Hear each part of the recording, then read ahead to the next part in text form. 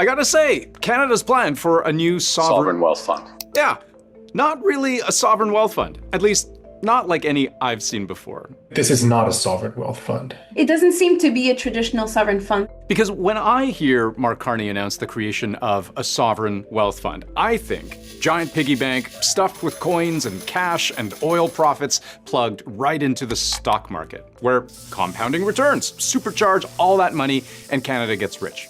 Because that's how the most successful sovereign wealth fund in the world works. Many countries that are blessed with natural resources, like Norway, have sovereign wealth funds. And look at their market returns for yourself. At last count, Norway's fund, worth the equivalent of just over $2 trillion US. The blue sections of these bars, how much of the fund is just money making money from being invested on the stock market. But the Canadian version of all this has neither the stock market nor the piggy bank.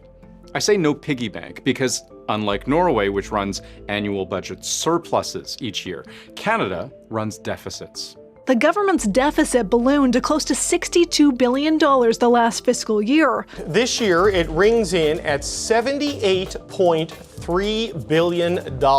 Carney has no surplus and therefore no wealth to put in such a fund. The other problem is that the government has no plan to invest its money in the global stock market like Norway does. Whatever money Canada can pull in will stay in Canada.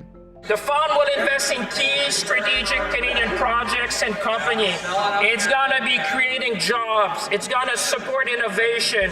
What this fund does is create a new crown corporation that will use taxpayer money to backstop risk so that the private sector will help chip in for new bridges, mines, data centers, whatever, in the hopes that there's an investment payoff for everyone down the road. That's a public-private partnership, and depending on how the fund actually takes shape, there may not be anything wrong with that. But is it a sovereign wealth fund modeled after the most successful ones on the planet? Nope.